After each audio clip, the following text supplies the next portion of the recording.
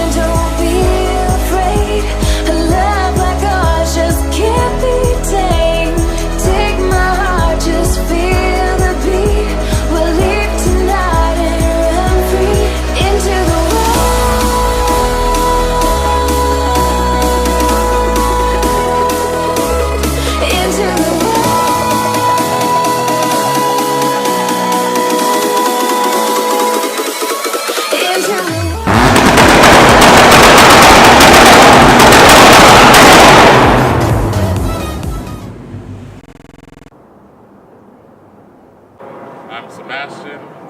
I'm originally from California. I drive a 1993 Honda Civic EX, and this is my story. So I've had this car just a little over a year and a half. I got it in February of January. I got it in February 2016. Little backstory. I had a 2007 BMW E90 328i. Before this car, it had its problems. I had literally just had that one for, I think, just a year when it crapped out. Not going to complain about it. It was a cool car, but it was my first newer car. I didn't really know, warranties and things. Didn't know you'd never get a BMW from a Honda dealer. It was a used car, so whatever. It crapped out. I let them repo it, fucked up my credit, but I had some cash. I started looking into, the tuner scene. I was looking at 3000 GTs and Mitsubishi Eclipses. I looked at a few BMW E36s, and for whatever reason, as I was scrolling down Craigslist, I saw this car.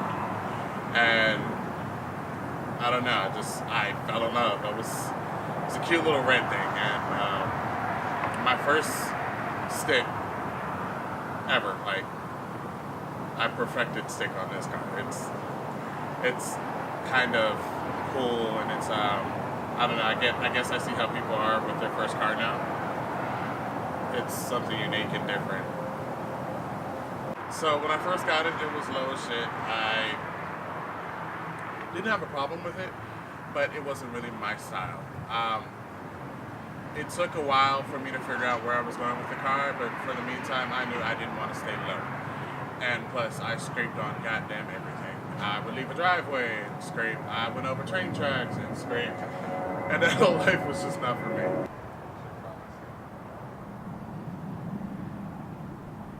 I started hunting around on Faceless for some rims.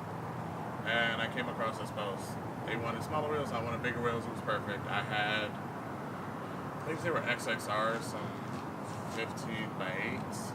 They were some nice wheels, but like I said, not about the low line. So we traded even. I had fucked up tires, he had bad tires, and that's how I got these rims. So that was, I think, the first, like physical modification. Now my car, when I got it, needed some work. I picked it up. I was told it had, an exhaust leak from the headers because the gasket was bad, and the idle air control valve needed to be replaced. So everywhere I went until I got the money to replace it, I idled at about 2,500 and sounded like open headers because leak. Dude, the day I fixed it, it was like relief. It was quiet. It was weird. But this car's had 3 engines. The first engine was the wrong engine for the car. I don't know the history of what was done to it, but suffice to say, one day after work, I decided to race a little taggy, and boom, went to dynamite. So I found and scoured through a whole bunch of websites and a whole bunch of Google listings and found this engine shop. They import engines from Japan because Japan's all, once it gets to about 60K, they take the engine out and replace it. So finally found them, and then I wound up purchasing a D16ZC. It lasted 6 months, and then one day coming home from my work training, stuck on freeway in typical California traffic, my car died. I go, wasn't making any weird sounds to see if it starts. I crank it over and knock knock, who's there? Bad engine.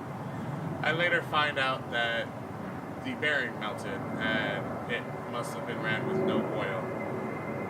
I take care of my stuff, so I guess that's what happens when you buy used engines. You don't know, the history, and it may be the cheaper route in the long run, in the short run, but long term, I would either get a new one or rebuild it, because only you know what's been replaced, how it's been replaced, who did it, how it's been taken care of. So that takes me to the current engine. I got it from a place called Reman USA, I want to say, somewhere in downtown Long Beach. The engine now has 7,500 miles on it. It's held up nicely, but things weren't quite perfect when I got it either. So let's start with the most important part. Your car needs spark, gas, and air to run. Well, my 4 spark plug hole is stripped. By the time I realized it, my engine was already in the car and assembled. So I went the cheap way and I stuck a helio coil in there. And I didn't stick a steel one in there. No, I stuck one of the little coil ones. It lasted, I want to say, all of 2 days. And then I decided to hit it coming home. And that's how that dent in my hood happened. Twice, mind you. And then I learned to put in the steel one. I haven't had any problems since. I've been running it with the steel one since, I want to say, March. Yeah, so you live and you learn from your mistakes, but it was fun. My car, I want to say right now as it sits, has, I think just shy of $2,000, about 2,500 worth of modifications between wheels, brakes, suspension, lower control arms, upper control arms, engine dress-up stuff, engine performance stuff, audio, alarm, just cosmetic shit. I like material things.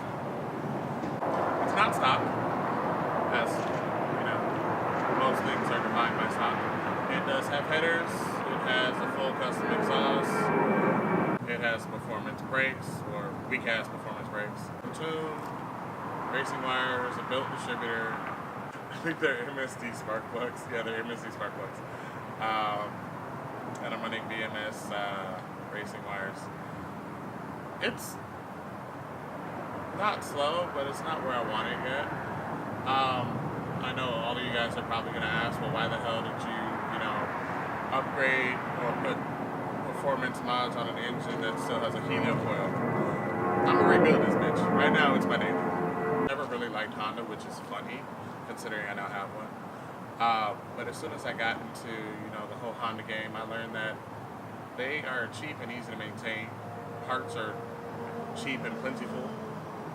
It brings some people together. I've met a lot of people through this little red thing right here.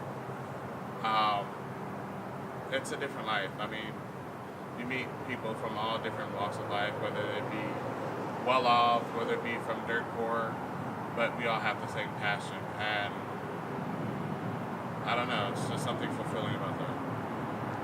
What inspired the track day? Like I said, the little thing wasn't for me. And everywhere I looked, I saw, a slammed Honda, cambered wheels, wanted me to throw up. No offense to anybody who has that kind of setup. But it just wasn't for me. And it also was repetitive. Like everywhere I looked, every car is slammed. Every car is either cambered or tucked or on bags.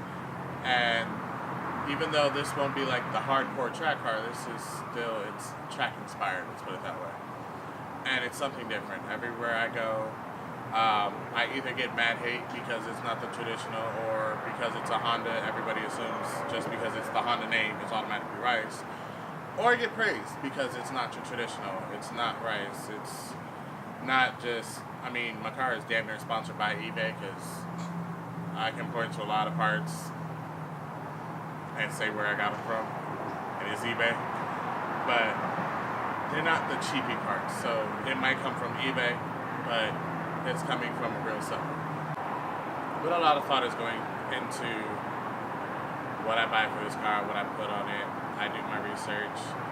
Hell, the wing I have on it now, I've wanted since day 7 of owning this car.